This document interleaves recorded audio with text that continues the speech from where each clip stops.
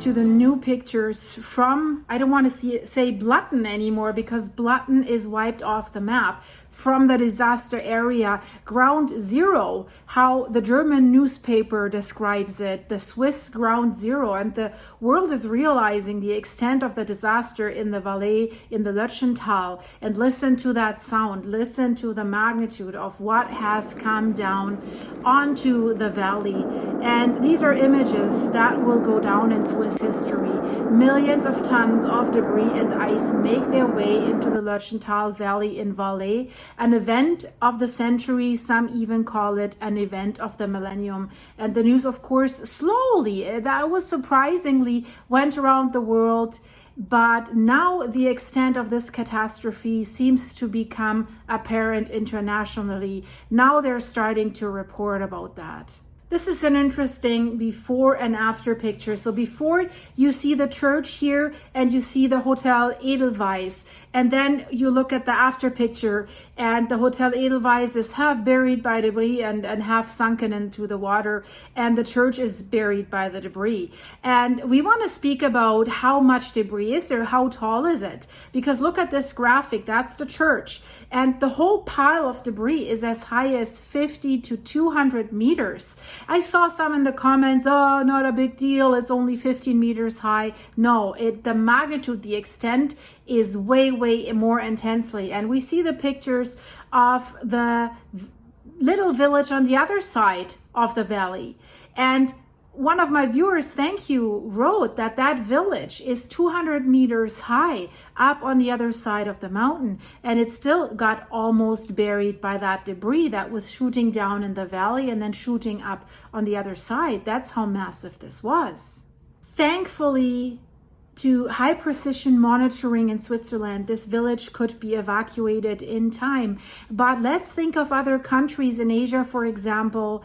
They are disproportionately affected by warming and disasters, but many Asian countries, especially in the Himalayas, do not have the resources to monitor their huge glaciers to the same extent as Switzerland. We could see a catastrophe like this there as well, but maybe with not such a positive, I don't want to say positive, but at least with such an ending here that people could be evacuated, except probably one shepherd that is still missing.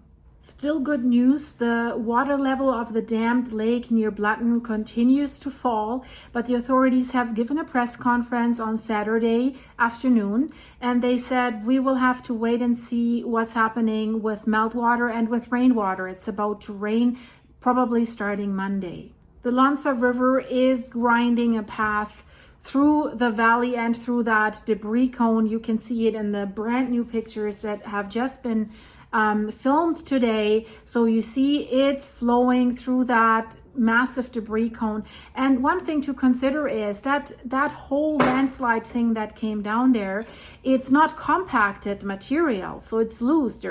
There's bigger rocks, there's debris from homes, there's logs, there's glacier parts that are slowly melting. They won't melt fast. So this is very unstable. That's why no rescue teams can get on that.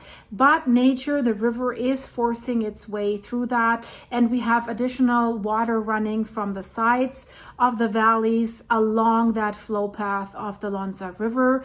And it's flowing through that dammed area, the Verden Dam, and there you see again the pictures how they have opened the lower floodgate. It cannot run through the dam's electricity generating turbines. There's so much sand, so much sediment, and all of that then later goes into the Rhone River down in the next valley.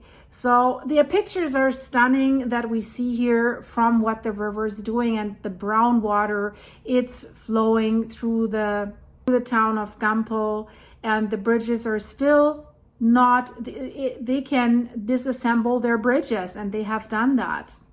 They're trying to catch as much of the debris as they can. They say the situation is stable, but not safe. They're happy that not too much water is flowing right now. They said on the press conference today, if it's flowing too fast, if the the water widens it too much water flows. That creates instabilities. That can be very dangerous. They're saying, of course, for our patients, that the lake that has formed over Blatten, that this is being released slowly, that is not good for our patients. But it's better to keep things under control instead of having more debris coming down the river and further down the river. So of the dammed water at Blatten, now the river is being released and it's flowing towards the Verden Dam. And you see how they opened up the dam here to guarantee the capacity of the lake that's behind the Verden Dam, so that that lake does not get too high again, so that in case of an emergency that there could a bigger flow of water come from the former Blatten area, that it would catch that, including all the debris. And further down the valley, in the Rhone Valley of the River Rhone, at the towns of Gampel and Steg, they're still continue to prepare for something bigger, like larger flood masses. That's why they have established evacuation zones there. You see that in orange.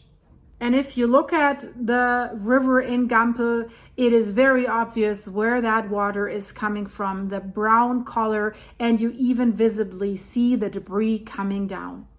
And then there's rain for Monday. The officials said today it's never good if more water is added to the current situation, but they're slightly optimistic that the rainwater will not cause any additional problems.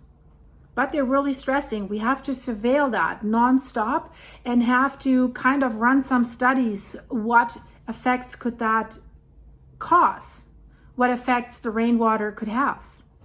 So there's more news from the last standing hotel of Blatten, because it was not directly inside of Blatten, the Hotel Pfaffleralp. I have reported about this. About 10 employees were trapped in the hotel, not because they were buried by something. They could not get out because the whole access road is destroyed by this 1.4 mile long debris cone that has filled up the valley. So they were stuck there, and you have to imagine that without warm water, without electricity, without internet. And the owner of the hotel is, of course, she's very, very upset and saddened. She said they were fully booked for the season.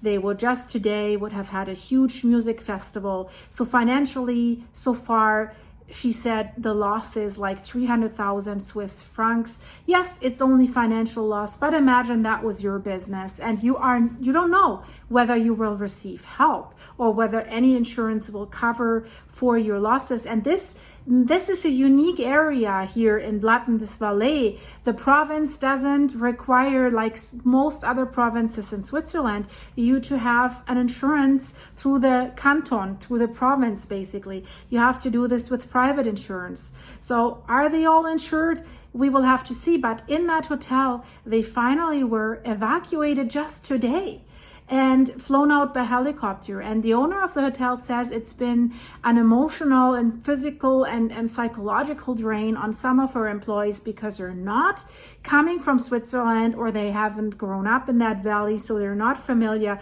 with these mountain situations, and they were very, very tense and very, very scared.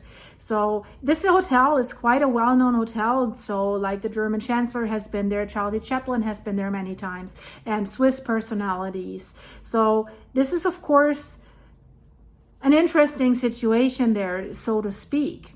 Yeah, so these were the latest pictures and the latest updates from Switzerland, from Blatten. I hope you liked it. If you did, leave this video a like and subscribe. And I have a playlist now for Blatten, so you can watch all the videos in chronological order so you really see what was happening there in case you haven't followed my channel all the time. So guys, if you want to support the channel, click the links in the description of this channel. I have a Buy Me a Coffee site where I can answer your messages with a 30-second video message, and then you can video message me back so we can actually see each other. I think that's a great way to support the channel, or become a supporting monthly member here on YouTube. Click the join button or the link in the description. So thanks for all of your support, for your supers, your coffees, and for my members. I hope you're all doing great, enjoying hopefully nice weather, no natural disasters. And I hope that I see you safe and sound very, very soon in the next video. And in the meantime, check out the end screens. Very interesting stuff, guys. Thank you.